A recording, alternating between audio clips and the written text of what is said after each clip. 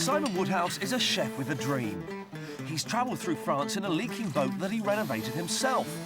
Along the way, he's sourced ingredients and discovered the delights of French regional cooking.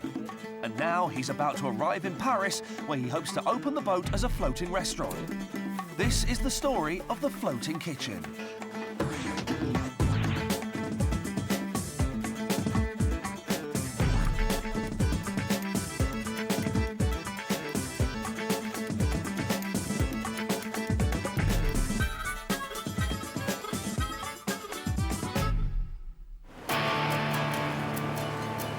For the last 4 months, Simon Woodhouse has been living his dream.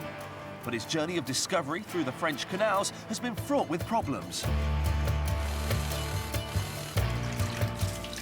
Leaks and a failing engine have almost scuppered his chances of opening his boat as a floating restaurant in Paris. His goal is to produce a menu that reflects what he's learnt along the way, and he's been challenged at every level of cooking. Whoa, Having watched and cooked for some of France's top chefs and wine producers, he now feels he's ready to put all that experience together.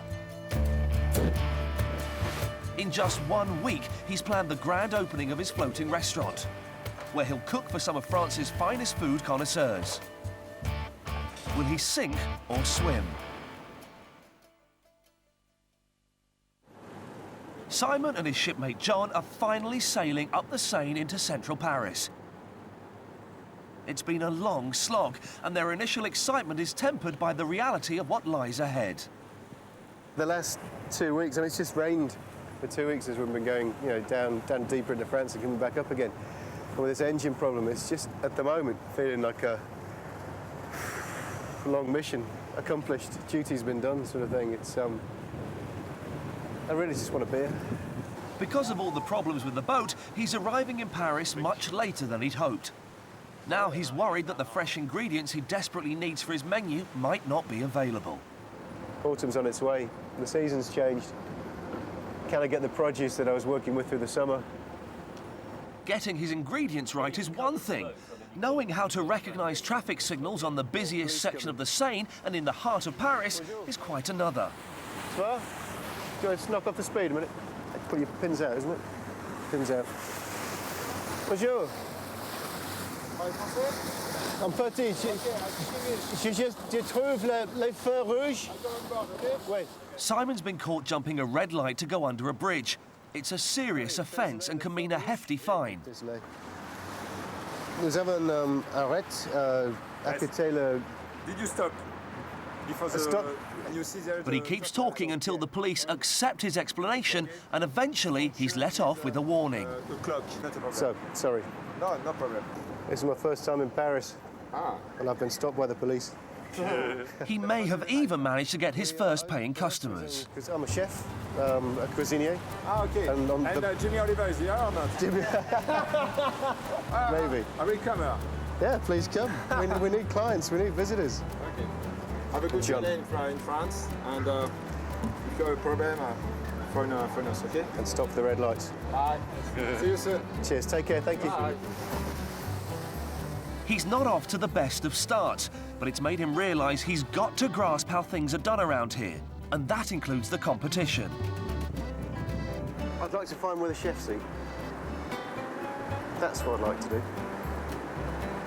Wander around, talk to chefs, talk to boys in kitchens. Where do you eat? But there's an even more pressing problem, his mooring permit. Simon's already organised a location, but the paperwork hasn't arrived yet. Well, I think that is the mooring. He won't be legal until it has, so mooring up now is risky. He's chosen a great position, though, a few hundred yards from the historic Pont Neuf and with a stunning view of Notre Dame Cathedral. It couldn't be better.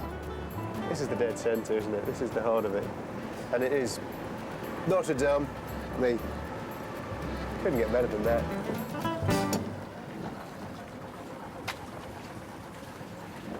Okay, John, to me. Sweet. After the briefest of celebrations, there's not a moment to lose. They've only got 5 days to get the restaurant ready. So they're off to check out the competition and soak up the Parisian atmosphere. I decided as I was coming down the river that Paris is about eating out. If I could read a guidebook, it's a bit boring. So I thought I'd go and knock on hotel doors and restaurant doors and see where the local boys eat. Now that he's in Paris, he's going to have to impress. And by getting some inside knowledge, he might get a head start. He needs to get a feel for the place, check out what the latest food fashions are, and sample some of that Parisian fare. Bonjour. He's been given a tip-off that Yves Candibal, the chef at Le Comptoir, a well-known brasserie, is the man in the know. The food was amazing. I thought the food, I'm actually quite hungry now just being in there. Very kind of him to spend even 5 minutes with me when he's so busy. This guy was recommended by Patrick Bertrand of Bernard Loiseau's restaurant. So, a good recommendation from the start. Now he wants to know where Yves himself will go to enjoy a great meal out. On va manger à La Mijan. La Mijan, c'est un petit bistrot dans le 7e arrondissement. The Petit Bistro? Ouais. He's put me straight onto, that's the one choice, that's what I'd go. It's La Mijan. Never heard of it, wouldn't find it in the guidebook apparently. Fantastic. It's a food chain with a difference. By getting recommendations from those in the know, it will ensure that Simon can experience the finest Paris has to offer. No guidebook required. Fantastic. To nearly the end. Here's to nearly the end. Aye. A new beginnings. And he's not even going to order from the menu. Yves' tip was to let Chef Jean cook whatever he felt like, ensuring fresh spontaneity. It's the way the local Parisians like it. Jobs are good. Okay. Merci bien.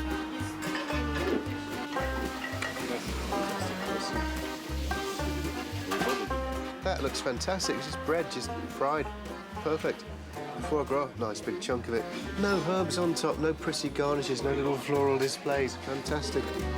John's perhaps less enthused with the raw egg mousse, but Simon is positively brimming. Épaisse, cuisinée au beurre noisette. Voilà. C'est parfait. Skate wings, beurre noisette. How fantastic does that look? I'm a cook, I'm looking for presentation, and that's just so simple. And at the end of the night, Simon's left in no doubt how La Mijan achieves its success. Bonsoir, ça va? C'était parfait. This place is about the food.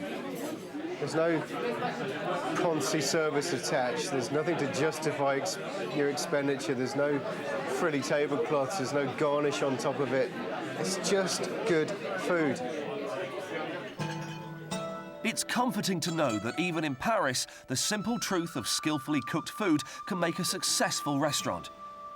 But at the moment, Waterlily is about as far away from a restaurant as you can get.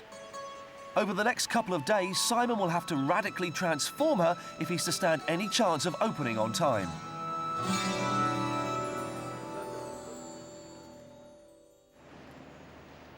The next day, and Simon is raring to go. It's just 4 days until the grand opening, and the list of jobs to do is endless. The kitchen's finished with a gas cooker and fridge properly installed, but the deck where the guests will eat is an empty shell. There's a mountain to do. John's got a lot of work to do on the top here. Well, I'm getting stuck into that now as well, and these ropes are still going to get done. There's things that need to be bought. I need a shopping trip. In addition to work being done on the boat, he's also going to need to hire some staff, particularly a maitre d', who will be his main point of contact between the kitchen and the diners. There's something a lot of chefs forget, or restaurateurs forget, that the front of house is 50% of the night. So yeah, it's got to be someone that can communicate with me and in French, the French clients, and carry the night for me up here while I'm sweating away down there. Both the maitre d' and the waitresses will play an important role, as Simon is planning a menu with wide-ranging choices. Just now starting to formulate the menu in my head. I've got so much prep to do. It's 16 people, but there's going to be about 20 dishes on the menu. It's a la carte, so that's 20 assemblies of ingredients to pull together. Meat prep, fish prep, sauces made, vegetables in stock and in place and trimmed and prepared and ready to go. All the dishes will be prepped on the day of opening. One thing he can do now is start preparing his stocks and sauces. For his main stock, he's using veal bone, which will make the base sauce for his signature venison dish. John, meanwhile, is drilling large holes. We're drilling the outlet for the toilet. The size of the thing splits the plank in half, so it's all rather scary. They're both feeling the pressure. It's going to be a warm night in this kitchen because this pot will sit on the lowest simmering heat all night. It's only the second time Simon's cooked in Waterlily, and the kitchen is getting hotter by the minute. So hot, in fact, that Simon's struggling to concentrate and get things done. If it's like this with just a couple of pans on the boil, what's it going to be like for 5 hours cooking for 16 guests? But it isn't just the heat that's getting to Simon. 3 months living in a leaking boat has taken its toll. He's not so good. He's just not well. Yeah. He's battling on. Chefs do. As Simon isn't feeling 100%, he's going to need all the help he can get, and this includes serving the food. He's had a tip-off about a nearby restaurant, Au Jardin, who might be able to supply him with a waitress. It's the first time that Simon will have to conduct an interview in French, and he has an unusual request. Vous avez le temps pour penser? Oui, Tu vois? Oui. bien sûr. C'est Katie. Katie. Cathy, c'est Cathy. bon, c'est un prénom polonais, mais en France, Ouais. tout le monde m'appelle Cathy, alors. After explaining with the help of a diagram that Simon's looking for waitresses to work on a floating restaurant, it seems his English charm is working wonders. César? César? Oui. D'accord. He only has one important demand. Mais pour la nuit, c'est nécessaire pour un grand soulier? Oui. Ben oui. C'est ça. Bemused, but nevertheless intrigued, Katie gets the job. But what about a maitre d'? I just got chatting here, and as it turns out, we were trying to poach Katie, the waitress, and we just discovered Philip is a maitre d'. It's his profession, it's his trade, and so I'm trying to do a deal where he comes and helps on Monday as well. Excellent. Thank you. Excellent. We are professionals. I'm working at it. You're a professional. I'm learning. Simon may think he's on a roll, but things are about to go badly wrong. The police pay him another visit, and this time they've got bad news. The police have been here twice today now, looking for the authorities to be here. A last-minute phone call from the staff leaves him high and dry, They're just trying to let me down. and the boat looks more like a building site as the pressure builds towards the opening night.